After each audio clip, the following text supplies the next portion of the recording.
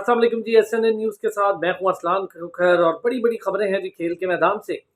Unique Sinner Davis cup की 47 साल history Italy की उसका रिकॉर्ड उन्होंने तोड़ दिया। 1976 के बाद से योनिक सिनर वो इटली के खिलाड़ी बने जिन्होंने डेविस कप जीता है। और डेविस कप में कमाल के काम उन्होंने ये किया है कि लास्ट वीक 5 के करीब फतवाहत समेटी और फिर सेमीफाइनल में दुनिया के सबसे बड़े एक अजीम खिलाड़ी नोवाक जोकोविक, टॉप प्लेयर है दुनिया के, उनको हराया और फिर फाइनल में जगह बनाई। 47 ईयर्स इटली ने यह एजाज अपने नाम नहीं किया, तो दूसरी मर्तबा भी योनिक सिनर ही रहे और ऑस्ट्रेलिया के उन्होंने खिलाड़ी को शिकस्त दी और फिर ये नाम अपने नाम किया। ये एजाज 1976 के बाद से ये एजाज इटली को मिला है, यानी इतना लंबा इंतजार करने के बाद योनिक सिनर उनके हीरो निकले। और इटली के वजीर आजम ने भी उनके लिए खूब अच्छे कलिमात कहे और उनके लिए एक मिसाली खिलाड़ी, कमिटमेंट और एक शानदार खेल का मुजाहरा करने जैसे अलकाबात का इस्तेमाल किया और ऑब्वियसली करना भी है। और इसका जश्न भी इटली में बहुत ज़्यादा मनाया जा रहा है। ये एक बड़ी खबर हो गई। दूसरी बड़ी खबर पाकिस्तान क्रिकेट बोर्ड से जुड़ी और पाकिस्तान क्रिकेट बोर्ड में कुछ ऐसा हुआ है कि अब लग रहा है कि चेयरमैन वाला मामला अपने इख्तितामी मराइल पर पहुंचने वाला है। दूसरी तरफ नसीम शाह कोयटा ग्लैडिएटर छोड़ दिए, उन्होंने अपनी राहें जुदा कर ली। आखिरकार लंबा कोयटा ग्लैडिएटर का साथ था और अब कोयटा ग्लैडिएटर से अलग हुए। जा कर रहे हैं, किस फ्रेंचाइज में जा रहे हैं ये भी आपको बताते हैं। और फिर 50% जो मैच फीस का जुर्माना हुआ है आजम खान पर T20 कप के दरमियान खेलते हुए, उस पर भी बात करेंगे कि वो क्यों हुआ है। तो ये है जी बड़ी बड़ी खबरें। हाँ, इमाम उल हक उनके वलीमा और वलीमे के बाद बाबर आजम का एक ट्वीट बड़ा वायरल हो रहा है, उन्होंने कुछ मशवरा भी दिया है, उस पर भी बात करेंगे। चलेंगे, योनिक सिनर की तो आपको पूरी खबर हमने शुरू में बता दी और क्या कमाल का काम किया। 47 ईयर्स की इटली की तारीख का उन्होंने बड़ा रिकॉर्ड अपने नाम किया। What a classical player he is. और जिसने नोवाक जोकोविक को हराया हो, ये कोई आम बात नहीं है टेनिस में। तो डेविस कप जीतना उनके लिए बहुत शानदार बात थी। उनकी पूरी टीम भी मुबारकबाद की मुस्तहिक है। बड़े शानदार मैचेस खेले हैं इटली ने, बहुत मजा आया। चले, पाकिस्तान क्रिकेट बोर्ड, जी हाँ, पाकिस्तान क्रिकेट बोर्ड में साबिक अटॉर्नी जनरल शाह खाबर साहब को इलेक्शन कमिश्नर मुकर्रर कर दिया गया है। IPC मिनिस्ट्री की जानिब से इसका नोटिफिकेशन जारी किया गया और बाकायदा तौर पर वजीर आजम ने उनकी अप्रूवल दी। तो जनाब अली, अब क्या हो रहा है, उनकी मुद्दत मुलाजमत भी 3 माह है। अच्छा, उनको जो तोसी दी गई थी, हमारी जो इस वक्त मैनेजमेंट कमेटी बैठी है उसको भी 3 माह की तोसी दी गई थी। 4 फरवरी 2024 आखिरी रोज है उनकी भी जॉब का, शाह खबर साहब की भी। और 4 फरवरी 2024 ही वो तारीख है जिस दिन चेयरमैन पाकिस्तान क्रिकेट बोर्ड ने आ जाना है, यानी उनका इलेक्शन हो जाना है और उन्होंने आ जाना है।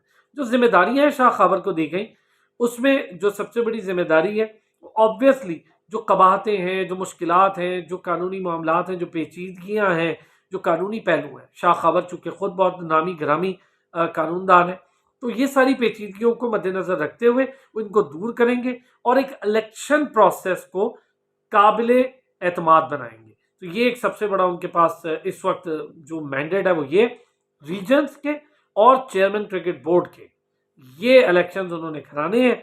और 4 फरवरी 2024 ही वो देना है जी, जिस दिन चेयरमैन PCB का इंतखाब होना है।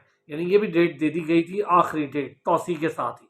अब देखते हैं कि मामला किस करवट बैठते हैं, क्योंकि ये बहुत बड़ी बात है। बहुत लंबे अरसे से तमाम तर लोग मैनेजमेंट कमेटी का रोना रो रहे हैं और हम भी उसमें से एक कि हम देख रहे हैं कि जब से रमीज राजा गए हैं, कभी कोई आ जाता है, कभी कोई आ जाता है। पहले नजम सेठी साहब, जक्का अशरफ साहब, यही हम देख रहे हैं मैनेजमेंट कमेटी की भागदौड़।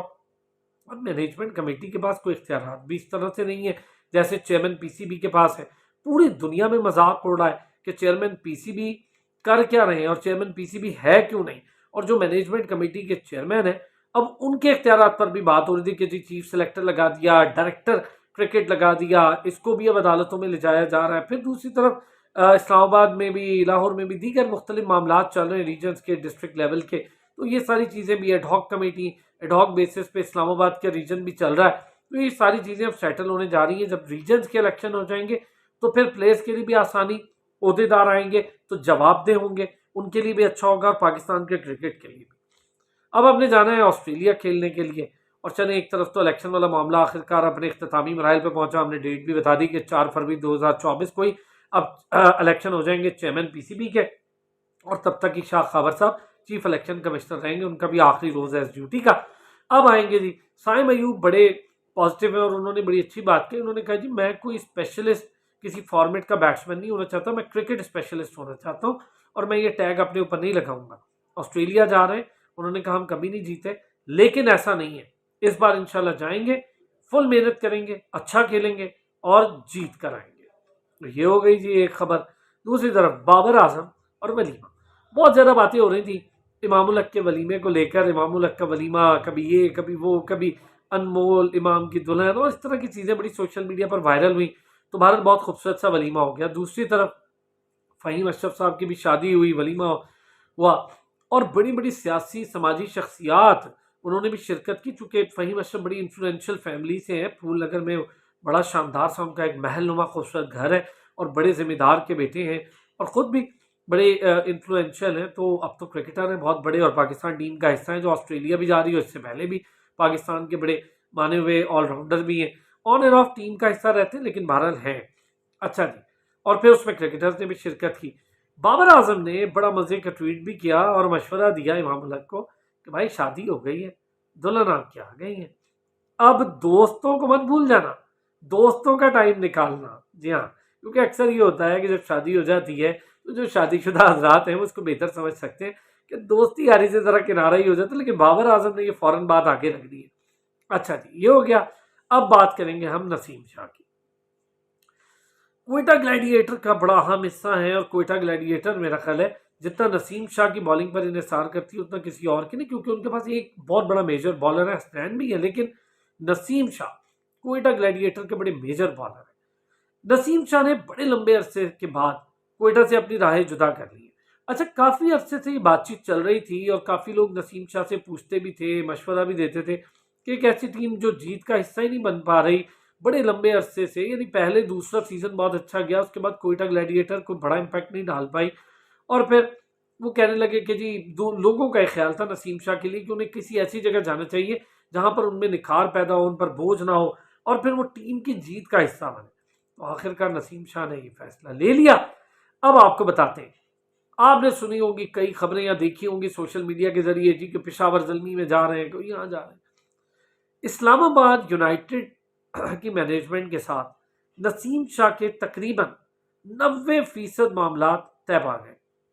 अब देखते हैं कि पेशावर ज़ल्मी भी इस कोशिश में है ज़रूर, लेकिन 90% मामला हमारी इत्तलात ये हमारे ज़राए बताते हैं कि 90% मामला उनके तय पा गए इस्लामाबाद यूनाइटेड इंतज़ामिया के साथ। हो सकता है कि आप अगला सीज़न इस्लामाबाद यूनाइटेड के साथ उन्हें देखें, 1-2 दिन में हम आपको कंफर्म भी कर देंगे। चलेंगे, लाइक करें, सब्सक्राइब करें, कमेंट करें, और अगर आपको पसंद आ रहा है हमारे व्लॉग्स और आप मज़ीद कोई खबरें ऐसी जो जानना चाहते हैं जो अंदर की बात, तो कमेंट भी कर दें, हम उससे आपको मज़ीद खबरें भी देंगे और साथ ही साथ आपको मुख्तलिफ चीज़ें बताएंगे। तो बेल आइकन प्रेस करें।